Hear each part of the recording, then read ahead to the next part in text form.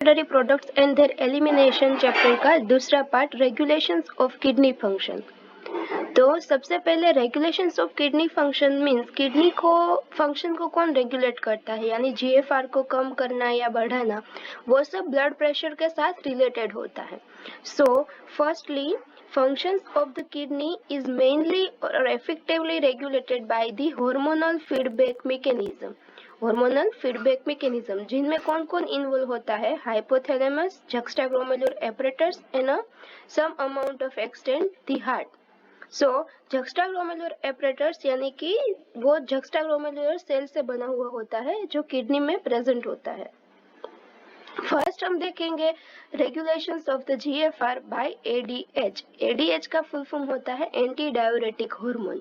Anti diuretic means क्या, अब देखो डायूरेटिक मीन्स ज्यादा यूरिन आना, जीएफआर ज्यादा होना, यूरिन का जो फ्लो है वो ज्यादा रहना, और एंटी डायूरेटिक मीन्स उसको कम करना। तो एंटी डायूरेटिक हार्मोन यानी कि ऐसा हार्मोन की जो यूरिन के फ्लो को कम करेगा, यूरिन की क्वांटिटी को कम करेगा।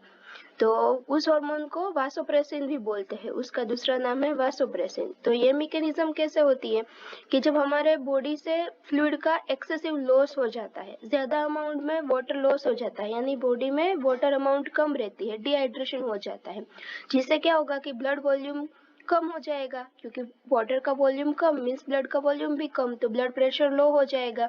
तो ये सिस्टम किसको एक्टिवेट करेगी, ऑस्मो रिसेप्टर को एक्टिवेट करेगी, क्योंकि ब्लड के वॉल्यूम में डिक्रीज आ गया है। तो ऑस्मो रिसेप्टर फिर किसको स्टिम्युलेट करेंगे, हाइपोथैलेमस ग्लैंड को। ये एक ग्लैंड है, तो ऑस्मो रिसेप्टर हाइपोथैलेमस को स्टिम्युलेट करेंगे और फिर हाइपोथैलेमस फाइनली ये हार्मोन रिलीज करेगा, एडीएच हार्मोन।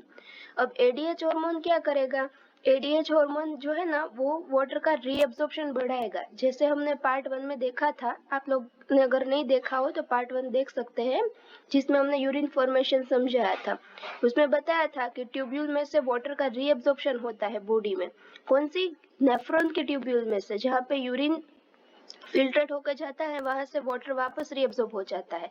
तो एडीएच क्या करेगा, यूरिन जो फिल्ट्रेट हुआ है ब्लड, उसमें से वाटर का रीअब्सॉर्प्शन बढ़ा देगा। तो क्या होगा कि यूरिन में वाटर कम जाएगा और बॉडी में वाटर ज्यादा आएगा। तो फाइनली क्या हुआ कि जो एक्सेसिव फ्लूइड का लॉस हो गया था वो बैलेंस हो जाएगा, और ऐसे ही वो डायूरेसिस को प्रिवेंट करेगा। अब देखो, जब बॉडी का फ्लूइड वॉल्यूम बढ़ जाएगा तो क्या होगा, अगर बॉडी का फ्लूइड वॉल्यूम है वो अगर कम हो गया तो उसमें रिसेप्टर एक्टिव हो गए, जैसे हमने देखा। लेकिन अगर बॉडी का फ्लूइड वॉल्यूम ज्यादा हो गया तो क्या होगा कि ऑस्मो रिसेप्टर को ऑफ कर देगा। ऑस्मो रिसेप्टर अगर ऑफ हो गए तो एडीएच का सिक्रीशन वो सप्रेस कर देगा, यानी कि एंटी डायरेटिक हार्मोन को रिलीज नहीं होने देगा। तो क्या होगा कि वाटर का एब्जॉर्प्शन ज्यादा नहीं होगा और यूरिन में ज्यादा वाटर चला जाएगा, तो वैसे ही ब्लड का फ्लूइड वॉल्यूम बॉडी में से कम हो जाएगा। इसी तरह उल्टी मैकेनिज्म होगी। अब देखो, जैसे ही हमने देखा वैसे क्या देखा कि जब ब्लड प्रेशर बढ़ेगा तब ग्लोमेरुलर फिल्ट्रेशन बढ़ेगा, और ग्लोमेरुलर फिल्ट्रेशन बढ़ेगा तो ग्लोमेरुलर फिल्ट्रेशन रेट बढ़ेगा, यानी ये मैकेनिज्म हुई।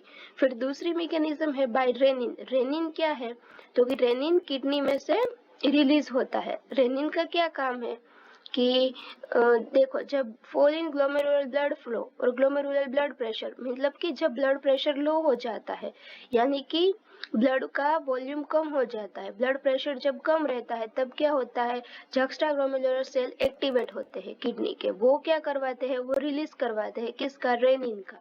जब रेनिन का रिलीज होता है तो रेनिन क्या करवाएगा, रेनिन एंजियोटेंसिनोजन से एंजियोटेंसिन 1 बनाएगा, उसमें से एंजियोटेंसिन 2 बनाएगा।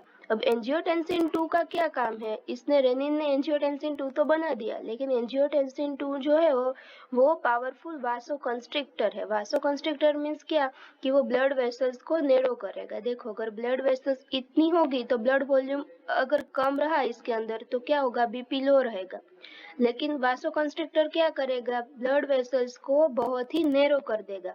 तो क्या होगा, फिल्ट्रेशन रेट बढ़ जाएगा। हमने देखा था ना आगे कि जब नैरो वेसल्स होगी तो प्रेशर ज्यादा बना रहेगा और फिल्ट्रेशन बढ़ेगा। तो ऐसे ही वो देखो, ऐसे ही उसने क्या किया, ग्लोमेरुलर ब्लड प्रेशर को बढ़ाया। जैसे ही ग्लोमेरुलर ब्लड प्रेशर बढ़ा, जीएफआर बढ़ गया। अब तीसरी मैकेनिज्म है बाय रास सिस्टम। रास सिस्टम मतलब क्या? रास system means renin angiotensin system. तो उसमें क्या होगा, एंजियोटेंसिन 2 है वो किसको एक्टिवेट करेगा? आल्डोस्टेरोन को। आल्डोस्टेरोन कहाँ से आता है? एड्रिनल कोर्टेक्स में। एड्रिनल कोर्टेक्स है वो एड्रिनल ग्लैंड का एक हिस्सा है। एड्रिनल ग्लैंड कहाँ पे आई होती है? किडनी के ऊपर। देखो ये क्या है? किडनी, उसके ऊपर ये एड्रिनल ग्लैंड है, उसके अंदर एड्रिनल कोर्टेक्स होगा। उसमें से क्या रिलीज होगा? आल्डोस्टेरोन। एंजियोटेंसिन 2 जो है वो आल्डोस्टेरोन को रिलीज करवाएगा।